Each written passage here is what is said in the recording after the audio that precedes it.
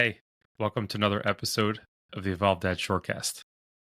I was having a conversation with a friend the other day, and the whole concept, the idea of everything going on right now with President Trump, Elon Musk, Doge. For context, this is April of 2025. All these things are what some people would call scary, others are excited about, and it opens for a very interesting conversation because regardless of which way you look at it, we're about to head into some interesting times. And we're probably at the beginning of those interesting times now. Personally, I don't believe that we've seen the major changes that are going to come. How those are going to affect us, we'll find out. Nobody really knows. And the truth is, I don't like talking about politics. I've actually stopped even watching the news, listening to the news, because I don't find it to be useful. It's not useful for me to know what's going on in the world 90% of the time, probably even 99% of the time, because there's nothing I can do about it. If I can take that time and just focus on myself, focus on my growth, I'll be way better off than the 3, 4 times that I'm going to miss out on something that's going to affect me. So, why am I bringing politics in here? There's a few reasons. First of all, pay attention to things going on around you. I'm not telling you to seek them out. I'm not telling you to go listen to the news, go watch the news, or try to find problems of things that are happening. But pay attention to it. So when these ideas are brought up to you, that, or you're going to see these things around, something comes up where President Trump does X, Y, and Z, or Elon Musk does ABC. Pay attention. Just take that in. Not to focus on it, not to worry about it, but take it in. And the reason is twofold. One of the core concepts that I live by is we can learn from everything and anything. And I truly believe that to be true.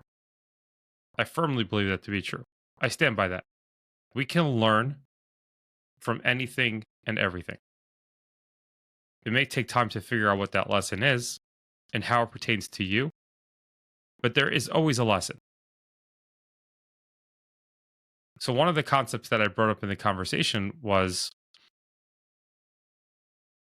there is an idea of burning it all down and just sticking with the core.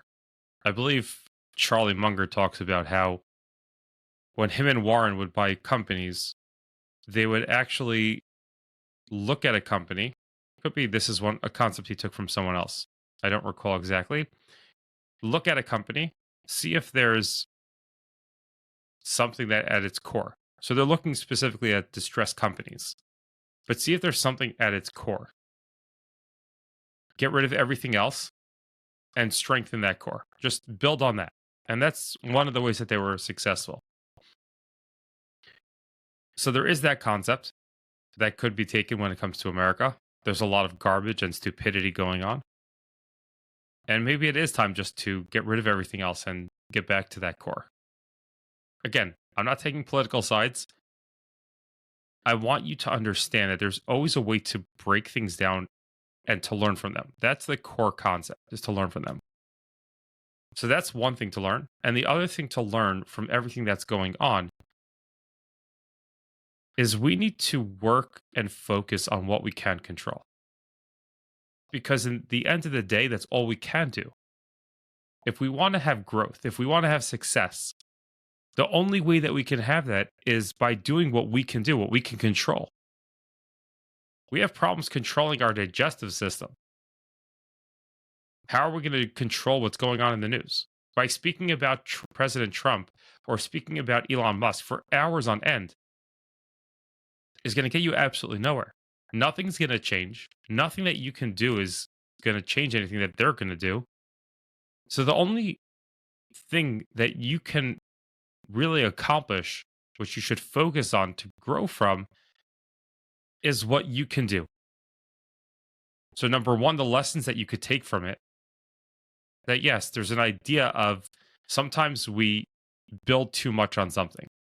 We take on a new hobby, a new idea of something. We look to improve ourselves. But sometimes we get caught up in all those little details. Sometimes we have to stop. Stop. Just look at what that core concept, what was working, and get rid of everything else. Start all over again. Slowly peel away those extra layers that are unnecessary. And the other idea is to never stop searching for ways to improve, but focusing on what you can control. There's always something that we can improve on. Now, I don't want you to get crazy about it. I don't want you to think that every day you have to sit down and journal about it for 45 minutes and come up with new ideas. No, but let's say quarterly, yearly, whatever it may be, to come back to these ideas. Sometimes we get so caught up in what we're doing, we don't realize that we're going the wrong way. So, by having those check in points and being able to step back and say, am I still on that initial path? That's going to help us succeed. That's the only way. Because if we don't keep track of where we're going to get lost. If you have no idea where you're driving, you're not following the GPS or anything, you're not looking at the signs, you just keep going, you're guaranteed to end up in the wrong place. There's no question about it.